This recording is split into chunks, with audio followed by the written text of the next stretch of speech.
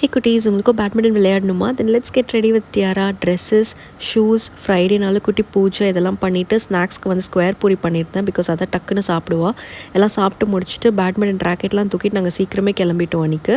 So flip on shoes and socks மட்டும் தான் போட்டு போனோம். பிகாஸ் பேட்மிண்டன் ஷூஸ் வந்து நான் மார்க்கிங், ஃப்ளோர் அழுக்காகாமல் இருக்கிறதுக்கு அங்கே வந்து போட சொல்லியிருந்தாங்க. அவ்வளோதான், 5 மினிட்ஸ் ட்ராவல்.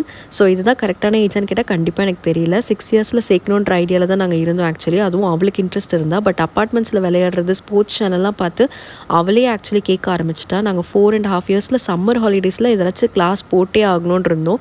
பேட்மிண்டன் போடுவோம்னு நாங்கள் எக்ஸ்பெக்ட் பண்ணவே இல்லை. பாருங்கள், அவளாக வெயிட் பண்ணிகிட்ருக்கா அவளோட பேட்ச் ஸ்டார்ட் ஆக. ஸோ ஸ்டார்ட் ஆன அப்புறம் first 15 minutes warm up sessions தான். ஸோ முன்னாடியே சொன்ன மாதிரி அவள் கேட்டதுனால தான் நாங்கள் விசாரிக்கவே ஆரம்பிச்சது. இல்லைனா 6 இயர்ஸில் தான் நாங்கள் ஆக்சுவலி சேர்த்துருப்போம். இங்கே வந்து கேட்கும்போது பார்த்திங்கன்னா அவள் வரவே இல்லை கோட்டை விட்டு.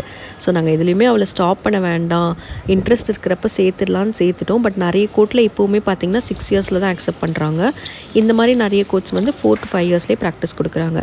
ஸோ இது தவிர ஆல்டர்னேட்டிவ்ஸில் அவள் டான்ஸ் போகிறா, அதுவுமே அவளோட இன்ட்ரெஸ்ட் தான். ஸோ குழந்தைங்களுக்கு இன்ட்ரெஸ்ட் இருந்தால் மட்டும் எதுலேயும் சேர்த்து விடுங்க, அவங்களால கண்டிப்பாக ஜெயிக்க முடியும். பட் உங்களோட ஆசையை வந்து தயவு செஞ்சு அவங்க மேலே திணிக்காதீங்க. பாருங்கள், எங்கள் பக்கத்தில் இருக்க பொண்ணு ஆடிட்டுருக்கப்போ அவள் வந்துட்டு கை ஆட்டிகிட்ருக்கா ப்ராக்டிஸ் பண்ணிவிட்டு. ஸோ இங்கே இந்த கோர்ட்டில் இதுதான் வந்து ப்ராக்டிஸ். கோச் வந்து ஆப்போசிட் சைட்லேருந்து காக் தூக்கி போடும்போது இவங்க அடிக்கணும். ஸோ ராக்கெட் பார்த்திங்கன்னா நார்மல் நம்ம ராக்கெட்டை விட ஜூனியர் ராக்கெட். இது சைஸ் கொஞ்சம் ஸ்மாலாக இருக்கும். மோல்டட் ஒரு ஜாயிண்ட்லெஸ் வாங்க சொல்லியிருந்தாங்க, லைட் வெயிட்டாக இருக்கும்னு சொல்லி. ஸோ இந்த மாதிரி ஒரு 2 டைம்ஸ் வந்து ப்ராக்டிஸ் பண்ணுவாங்க. 1 hour செஷன் தான் இது. நடுவில் வந்துட்டு வார்ம் அப் எக்ஸசைஸுமே நடக்கும். ஸோ 2 டைம்ஸ் ஆடுவாங்க டைம் பொறுத்து. சில டைம் ஆட்கள் கம்மியாக இருந்தால் 3 டைம்ஸ் கூட ஆடுவாங்க. ஸோ நடுவில் வார்ம் அப் எக்ஸசைஸ் நடக்கும். ஃபைனலாக ஷூஸ் எல்லாம் ரிமூவ் பண்ணிவிட்டு ரிலாக்ஸிங் எக்ஸசைஸும் நடக்கும்.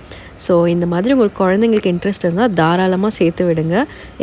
ஏஜ் வந்து ஒரு பேரியரே கிடையாது. அவ்வளோதான். நாங்களும் வந்து முடிச்சுட்டு டயர்டாக வீட்டுக்கு கிளம்பிட்டோம். பை.